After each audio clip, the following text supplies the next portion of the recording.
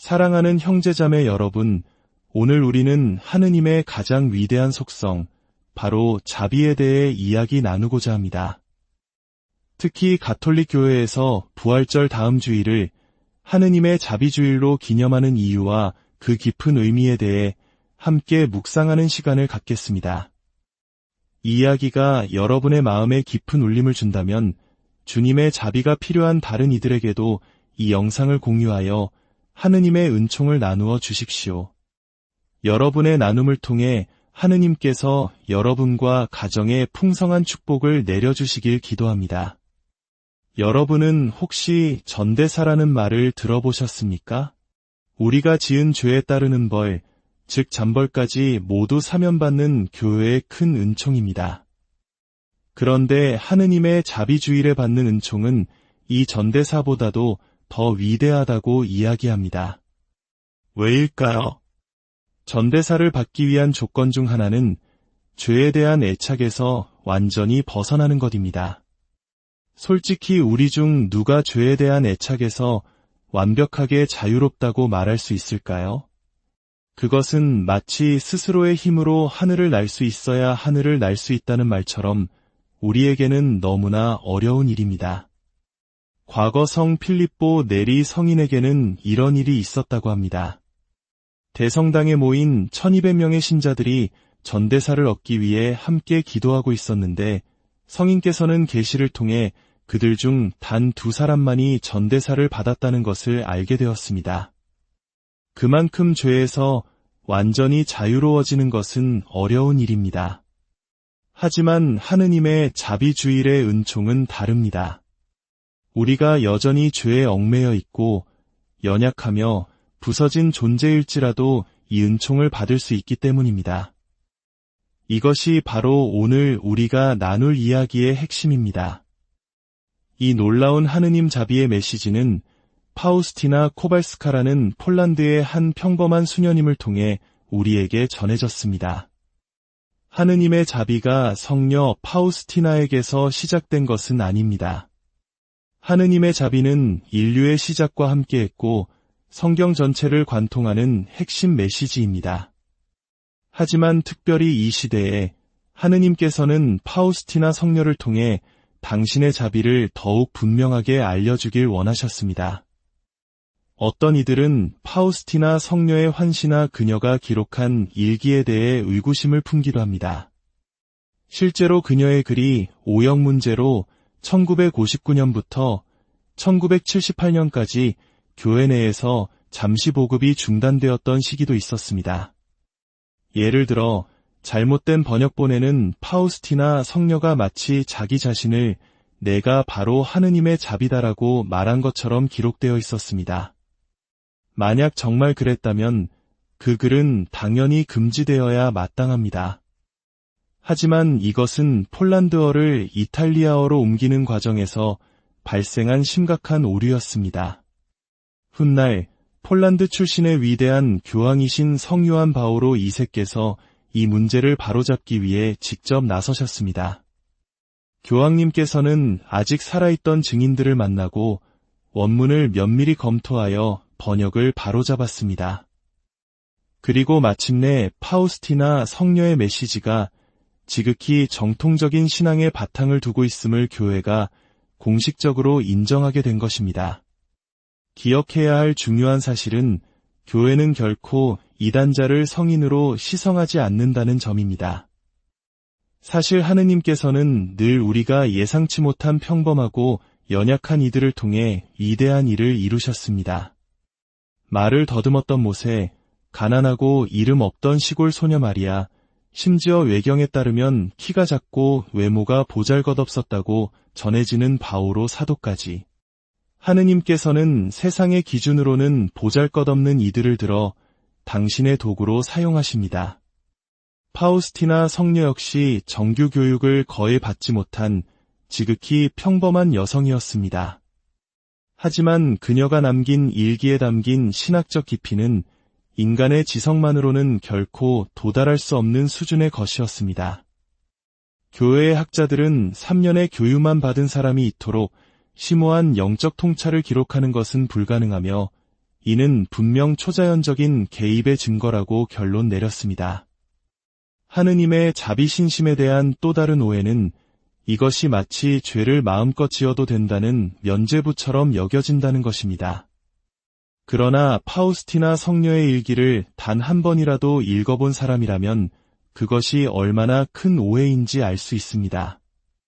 일기 속에서 예수님께서는 죄의 결과에 대해 매우 엄중하게 말씀하시며 아주 작은 죄라도 당신의 마음을 얼마나 아프게 하는지를 끊임없이 이야기하십니다.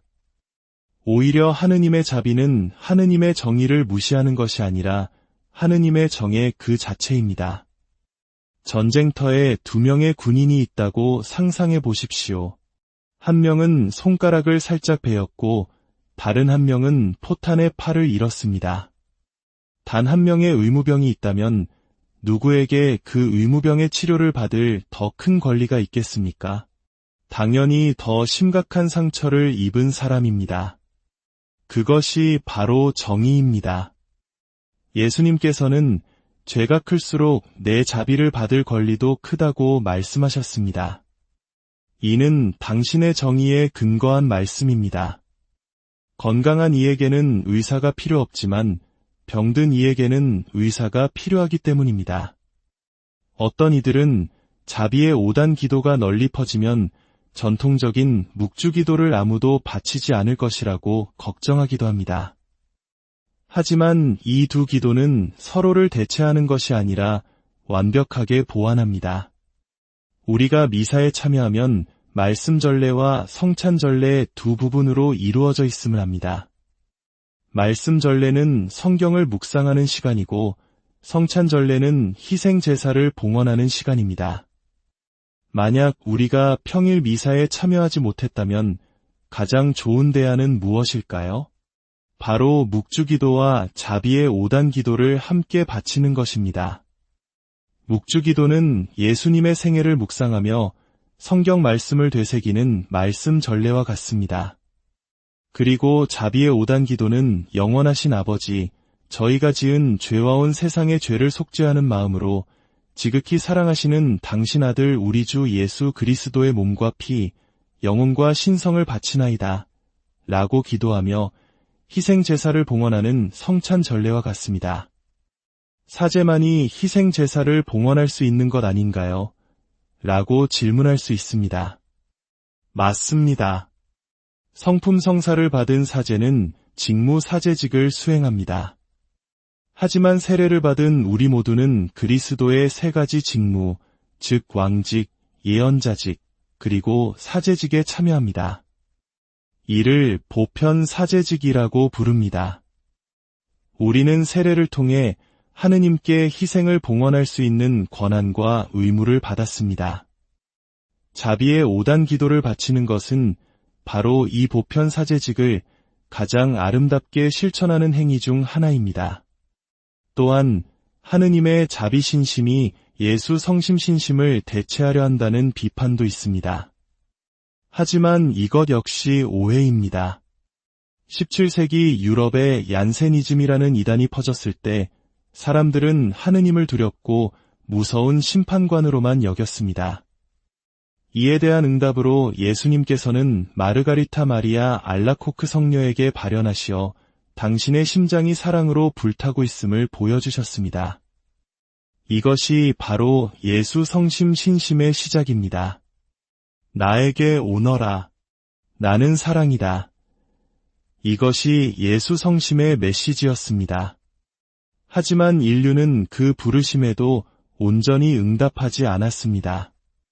계몽주의 시대를 거치며 인간은 하느님보다 인간의 이성을 더 신뢰하게 되었습니다. 하느님께서는 우리를 포기하지 않으시고 마침내 마지막 수단을 마련하셨습니다. 그것이 바로 하느님의 자비 메시지입니다. 예수 성심 신심에서 사랑이 명사였다면 하느님의 자비 신심에서 사랑은 동사가 됩니다. 자비란 고통받는 이를 만났을 때 그 사랑을 행동으로 옮기는 것이기 때문입니다. 하느님의 자비 상본을 보면 예수님께서 왼발을 앞으로 내딛고 우리에게 다가오시는 모습을 볼 수 있습니다. 이는 내가 나에게 오지 않으니 내가 너에게 가겠다는 사랑의 적극적인 표현입니다. 따라서 하느님의 자비신심은 예수 성심신심을 대체하는 것이 아니라 그것을 완성하고 성취하는 것입니다. 이 메시지가 우리 시대에 특별히 더 필요할까요? 우리는 지금 수많은 젊은이들이 너무나 쉽게 악을 접하고 가정은 깨어지고 무엇이 옳고 그른지에 대한 기준마저 흔들리는 문화 없는 사회에 살고 있습니다. 도덕적 상대주의가 만연하여 각자 자신만의 진리가 있다고 주장합니다. 이러한 혼란 속에서 상처받고 길 잃은 영혼들에게 가장 필요한 것은 바로 나는 너를 사랑한다. 내가 너의 피난처다 라는 하느님의 자비로운 음성입니다. 이 자비의 메시지는 우리 삶의 가장 어두운 구석까지 비춥니다. 특히 극단적인 선택으로 생을 마감한 이들의 문제에 대해서도 교회는 희망의 빛을 제시합니다. 과거에는 그러한 선택이 곧 영원한 단죄를 의미한다고 굳게 믿었습니다. 하지만 가톨릭 교회 교리서는 명확히 가르칩니다. 극심한 고통, 불안, 두려움, 정신적 질병 등은 그 행위에 대한 책임을 줄이거나 없앨 수 있다고 말입니다. 더 나아가 교리서는 스스로 목숨을 끊은 사람들의 영원한 구원에 대해 절망해서는 안 된다. 하느님께서는 당신만이 아시는 길을 통해 그들에게 구원에 필요한 회개의 기회를 마련해 주실 수 있다고 가르칩니다. 시간을 초월하시는 하느님께서는 총알이 관자놀이를 향해 날아가는 그 찰나의 순간에도 한 영혼에게 다가가 회개의 은총을 베푸실 수 있습니다. 실제로 로마 미사 경본에는 스스로 목숨을 끊은 이들을 위한 미사 경문이 있으며 우리는 그들의 죄에 대한 용서를 청하며 기도합니다. 만약 그들이 반드시 지옥에 간다면 이러한 기도는 아무 의미가 없을 것입니다. 이는 하느님의 자비가 우리의 상상을 초월할 만큼 크고 놀랍다는 것을 보여줍니다. 성녀 카타리나에게 예수님께서 말씀하셨듯이 내 자비는 피조물이 짓는 모든 죄를 합한 것과 비교할 수 없을 만큼 크다. 따라서 그들이 자신의 죄가 더 크다고 생각할 때 나는 매우 슬프다. 또 다른 위대한 성녀인 리지우의 데레사 성녀는 임종 직전 이렇게 말했습니다. 상상할 수 있는 모든 죄를 내가 다 지었다 할지라도 그 모든 죄는 하느님의 자비라는 불타는 용광로 앞에 던져진 한 방울의 물과 같을 것이다. 이것이 바로 하느님의 자비주일의 핵심입니다. 부활하신 예수님께서 우리에게 주시는 가장 큰 선물, 그것은 바로 새로운 시작의 기회입니다. 부활 대축일 다음 주일, 즉 부활제 8일 축일에 하느님의 자비주의를 지내는 데에는 깊은 신학적 의미가 있습니다. 유다인들에게 숫자 7이 시간과 완성을 상징했다면 숫자 8은 영원을 상징했습니다. 8일째 되는 날은 시간의 한계를 넘어 영원으로 들어가는 날입니다. 그날 우리는 영원한 신랑이신 그리스도께서 당신의 신부인 교회를 맞으러 오시는 것을 기념합니다. 신랑이신 예수님께서는 흠없고 티 없는 신부를 맞이하기 원하십니다. 하지만 우리 영혼이라는 웨딩드레스에는 죄라는 얼룩과 그 죄로 인한 벌, 즉 잠벌이라는 흔적이 남아 있습니다. 하느님의 자비주일은 이 두 가지를 모두 깨끗하게 씻어주는 날입니다.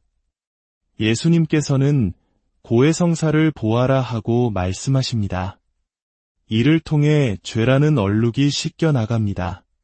그리고 하느님의 자비주일에 합당한 준비와 함께 영성체를 하면 남아있는 잠벌까지 모두 사해집니다. 이것이 바로 하느님의 자비주일의 약속이 제2의 세례와 같다고 불리는 이유입니다. 이론적으로 이날 우리의 영혼은 세례를 받았던 그 순간처럼 깨끗해집니다. 어떤 빛도 남지 않은 완전한 새 출발입니다. 이 놀라운 은총을 받기 위해 필요한 조건은 단 두 가지입니다.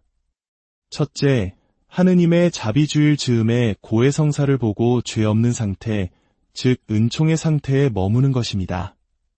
둘째, 하느님의 자비주일 당일에 영성체를 하는 것입니다. 이때 가장 중요한 것은 다시는 죄를 짓지 않겠다는 굳은 결심과 의탁하는 마음입니다.